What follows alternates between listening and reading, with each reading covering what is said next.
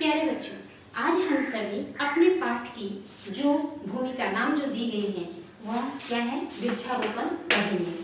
वृक्षारोपण से हमें समझ में आती है वृक्ष, वृक्ष मतलब पेड़ पौधे, रोपण मतलब रोपना।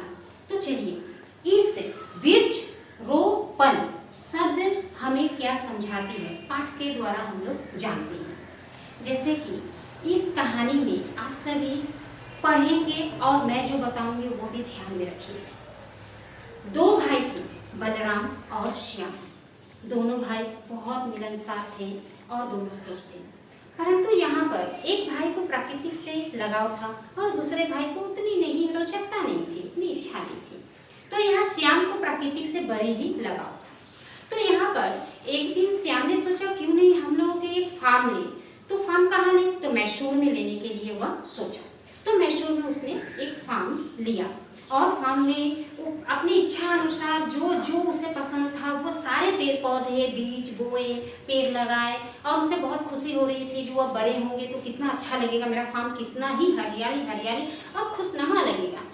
तो उसी बीच वहाँ पर उसे एक संदेश आया जो उसे उसी के काम से बाहर जाना है। तो बाहर जाना है तो फिर बाहर ऐसा नहीं कीजिए तो 2 कदम की दूरी पर या 1-2 किलोमीटर की दूरी पर उसे जाना था जापान। तो वह बहुत दुखी हुआ, अब हमारे पेड़ पौधों को कौन देखेगा। तो फिर उसे याद आया काम भी तो करना जरूरी है ना। वो अपने भाई को बोला, भाई बलराम तुम मेरे इस फार्म को देखना और मेरे पेड़ पौधों का ध्यान रखना। वह चला गया और वहाँ जाने के लिए उसे 2 साल रहना था वहाँ। वह गया और वहाँ 2 साल रहना है उसे। तो यहाँ बलराम सोचा, कुछ दिन बीता और बलराम सोचा जो है भाई तो गया है वहाँ, यहाँ आएगा तो मैं अगर यहाँ पे एक निवास बना दूँ तो भाई को ज़्यादा अच्छा लगेगा, क्योंकि भाई को प्राकृतिक से प्रेम है तो मैं एक झोपड़ी बनाता हूँ। तो निवास में उसने क्या बनाया, एक झोपड़ी बनाया। तो झोपड़ी बनाया, उसके दिल में बहुत खुशी थी बलराम के, जब भाई आएगा तो खुश होगा। फिर 2 साल बीत गए, वह आया जापान से और उसने देखा कि जो जितने भी पेड़ पौधे थे वह तो है ही नहीं जो उन्होंने उम्मीद की थी, सपने देखे थे, वह सारे के सारे नष्ट हो चुके थे। और वहाँ एक झोपड़ी है और जो कुछ बचा भी था वह भी सूख गए, क्योंकि बलराम ध्यान नहीं दे रहा था उस ओर। तो वह बहुत दुखी था। बलराम श्याम की आंखों को देखकर, उसके हाव भाव को देखकर समझ चुका था जो मेरा भाई दुखी है। और वह पूछा भी, क्या हुआ भाई, तुम दुखी हो क्या। तो हाँ, मेरे पेड़ पौधे और मेरी जो फार्म है पूरी तरह सूख चुकी है, कुछ नहीं है यहाँ, मैं दुखी हूँ।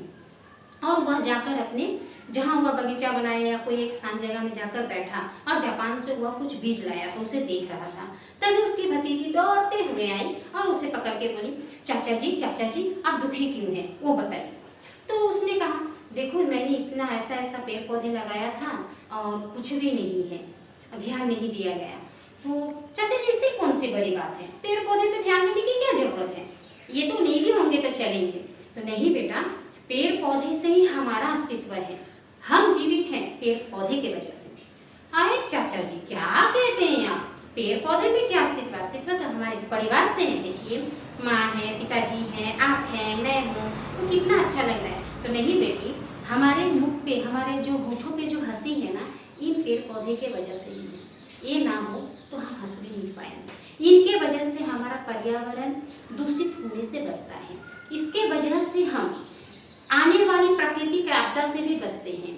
यही हमें सुरक्षा प्रदान करती है, इसके वजह से हमें सुरक्षित वातावरण मिलता है। पेड़ पौधे कटते चले गए ना तो भूकंप और हमें बाढ़ की समस्याओं का सामना करना पड़ेगा और शायद हम बचे भी ना। तो उनकी भतीजी भी सोच में पड़ गई, हाँ चाचा जी तो सही कह रहे हैं।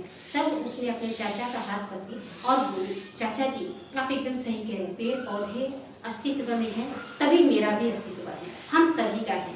मैं अब समझ गई और मैं अपने सारे दोस्तों से भी कहूँगी और मेरे आने जाने वाले जितने भी मुझे मिलेंगे सबको यही कहूँगी, पेड़ पौधे लगाना चाहिए, वही हमारे सबसे बड़ा परिवार है। तो यहाँ पर भतीजी की बात सुन के